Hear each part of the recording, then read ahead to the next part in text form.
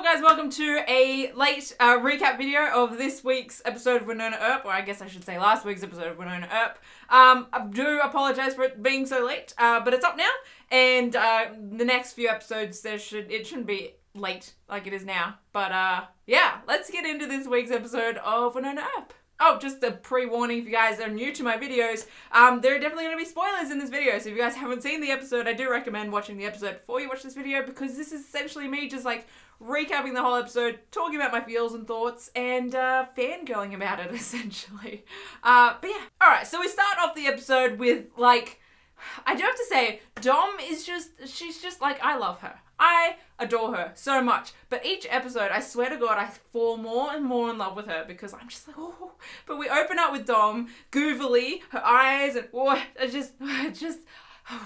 she's really freaking sexy as Goovily. I'm not gonna lie. She's really, really goddamn gorgeous as Goovily.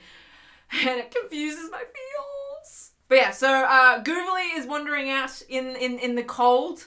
And Wynonna's like, oh, what's going on? And Dom broke my heart because she gets so upset and she curls in on herself because she's like, I don't know, my heart broke when she sort of like almost started crying. Then I was just like, oh no. I can't. I just love her. I love Waverly and I love Dom just so much. I just want to protect them from everything.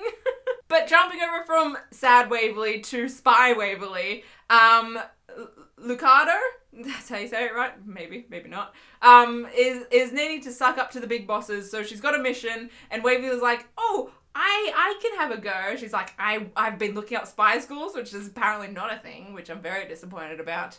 But yeah, she's very excited to get in on the missions and stuff like that, and Lucado's like, yeah, let's do this. And I just, again, like, I feel like this video is just gonna be like me fangirling about Dom, because she's just like so adorable in this scene, and she's just so excited and happy. I love her. But we got some Nicole-Wynonna interactions this episode. Surprisingly, we didn't get any way hot sort of interactions this episode, which I didn't actually notice until afterwards. But yeah, so yeah, we got some Nicole and Wynonna interactions, which I love. From I think it was 107, where Nicole and Wynonna got drunk together in the sheriff's station. I have just loved them so much. They're honestly like my bro TP, and I adore them so much. And I was like very anxious that Wynonna was mad at Nicole for bringing up some behavioral issues with Waverly. But I'm glad like Wynonna's like, actually, I can kind of see it now. I'm sorry. I'm so glad that they didn't fight for too long. Although I wouldn't.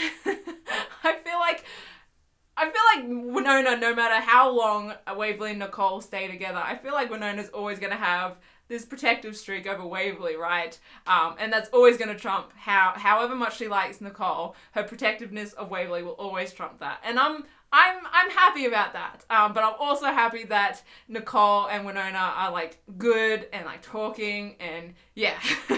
But like Wynonna brings up the fact that Waverly was like sleepwalking, and Nicole was talking about Waverly's blanket habits. She's so cute. Like, she knows how many blankets Waverly has. That's like, I don't know why I'm fangirling so much about this, but it's so adorable. I just love it. Okay, onto like Dolls / Peacemaker. We sort of, so Wynonna finds out that Dolls is in the barn because she finds the dog tags in her jacket, which she gave to Waverly at the start of the episode. She's like, oh shit, Dolls is on our farm thing. So she runs back into the barn. We see Dolls. Dolls is not Dolls. He's whatever he is, right? Wynonna finally sees him, and he's like attacking her, and Wynonna brings out the Peacemaker and like aims it at him, and it like glows up because obviously he's not human, but it actually starts flickering like through that scene, and I was like, whoa, okay, this is interesting. So it's like when Dolls sort of takes control of himself again, Peacemaker like flickers away and is not like glowing yellow anymore, which is very interesting. So Peacemaker knows. I mean, obviously we know that Peacemaker knows when things are demons and when things aren't demons, because we saw, what episode was it? Was it like, was it episode, I don't know what episode, but when, in season 1, when Winona was like aiming the gun at that lawyer dude, I think it was, who was buying shorties, and she's like, reveal yourself, but he didn't because he was actually human. Peacemaker obviously didn't glow then. So we know Peacemaker,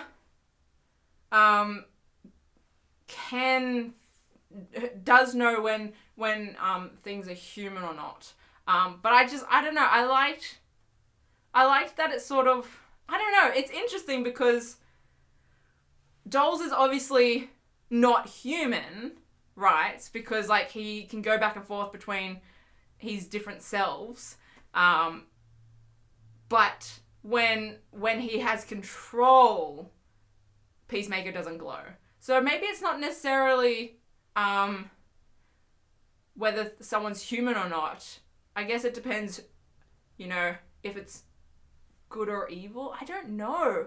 I'm very intrigued by Peacemaker. I'm very intrigued because even when Doles had control of himself, he's still not like 100% human, So it's intriguing. It's very intriguing. And I'm very interested to see what happens with, I don't know, Peacemaker this season. I just feel like there's more to Peacemaker that we don't know.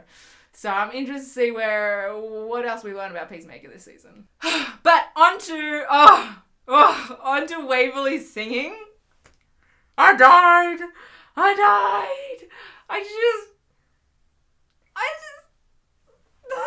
It's so good. Like, I wasn't like, I mean, I should have been because it's Dom, but like, I wasn't expecting it to be that amazing.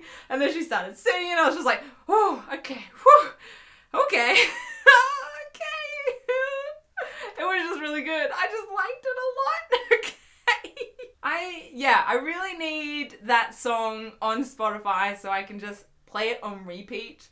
That's something that I need, like, right now. So, Emily, if you can get onto that, that'd be sick. Thank you. Onto sort of like the I guess the episode bad, I guess you could say. Don't really know who the people were, but the goal of the episode was to get a briefcase. So this was the mission that Liccardo put Waverly on. She went undercover, she started singing, and she found the briefcase. So she goes and follows it, but she gets stuck. Winona gets stuck with her, and they get captured by these people. These people don't know what's in the briefcase. They were hired to get the briefcase by someone. I don't think we know who that someone was. But the Black Badge division also wants it. So there's like 2 parties that want it, and then the one of the parties that hired the person to steal it.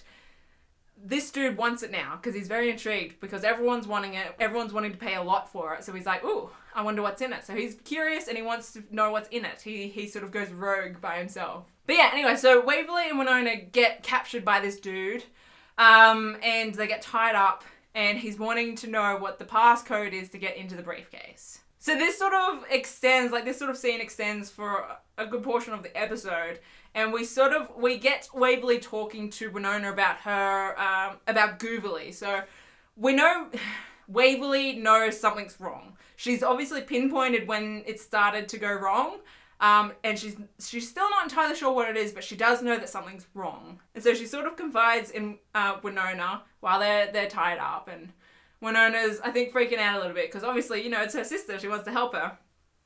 And so, yeah, Waverly's been trying to figure it out, fight it. She says that she can almost remember what happens when she touches the goo, but then, like, it just goes burning red and she can't. So yeah, it's intriguing. I just love Waverly. So she does know that something's wrong, but she obviously doesn't know what is wrong because she can't remember when Gooverly's in control. We also, my God, so Waverly gets her hand chopped off in this episode, and I was just not happy. I was not happy about this. I was freaking out because it's Waverly. You don't hurt Waverly. I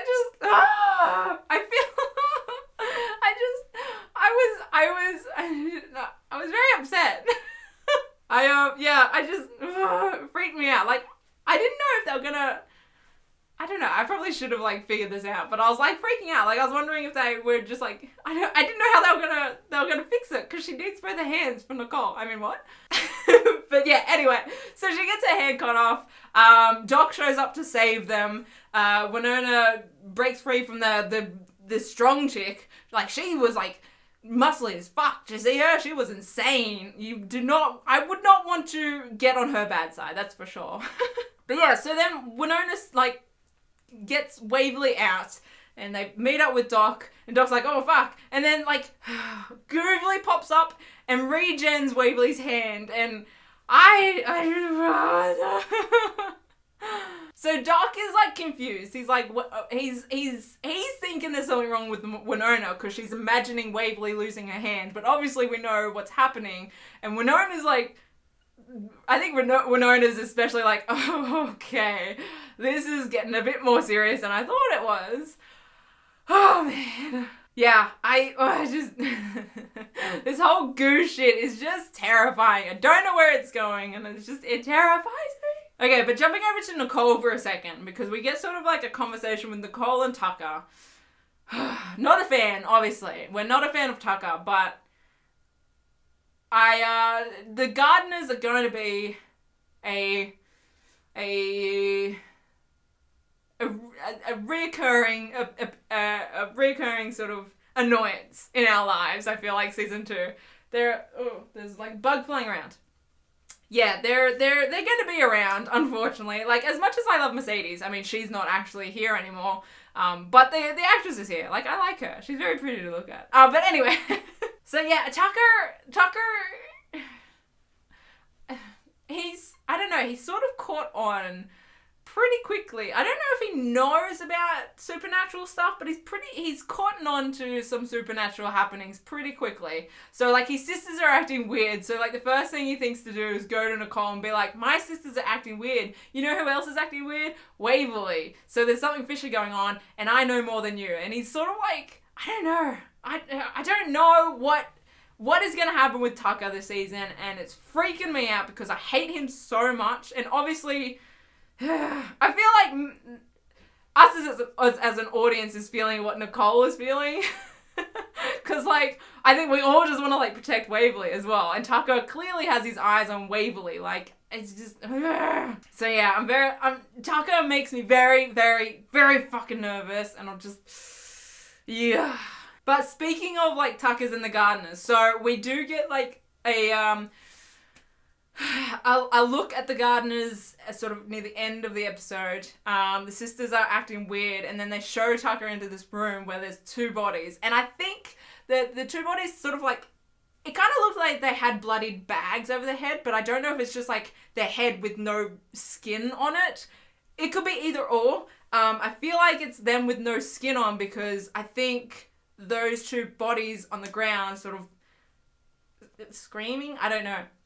I think they were actually Beth and Mercedes, and they're sort of had their faces ripped off, and the black ladies that we've been seeing the last few episodes, I believe they now are inhabiting Beth and Mercedes' faces, which is so gross to think about. Like, the whole concept is so fucked up. So yeah, Tucker is like, oh, okay, this is fucked up, but, you know, I'm kind of fucked up, so I can go along with it. I don't know. Like, I don't know. They do, so the black ladies, I'm going to call them black ladies, because they're not Beth and Mercedes. I liked Mercedes, and that's not her. Anyway, we're going to call them the black ladies. They need Tucker's help for something. And they said that they can give him whatever he wants for his help. And he says that he wants a girl. And I'm fucking nervous that this girl is gonna be Waverly. Like, we're gonna... Waverly's gonna be free of the goo, and then all of a sudden these black ladies are gonna pop up and just do something else because Tucker wants her. I just want to protect Waverly. So yeah, the whole Gardeners are making me very nervous. They're making me very, very nervous, and I want to move quickly over to Jeremy because we did sort of get like a confirmation that Jeremy is in fact gay. I just love Jeremy so much. He's so adorable. But Rosita was trying to seduce him, I think to get him out of the the basement thing in Shorty so she could give the medicine to dolls. So she was trying to seduce him to do that, and he's like, "You're very pretty, but you're a girl." She's like, change tactics. Can you give me some coffee? And he's like, "Yeah, okay." He's just such like a puppy. I just adore Jeremy so much. So Jeremy skedaddles out of there. Rosita, I don't know what's up with her. Hey, like, I don't know what her deal is, but she's a bit seedy. She's got, I don't know, she's a bit sus. So she sort of threatens / wavers the medicine over dolls and be like, "You want this, but we don't know, if it's gonna kill you, but this isn't your first time with experimenting with stuff." Anyway, so I really don't know what the deal is with her, but Dolls breaks free anyway and steals the medicine and like pumps himself with all of it. And he goes a bit berserker and she's like, "Oh fuck, okay, I'm out." And then we get sort of, I still don't know entirely the right term for Dolls. But the dude that chopped Waverly's hand off finds Winona and Waverly and all that and Doc at Shorty's after they ran away. And he's like threatening Jeremy.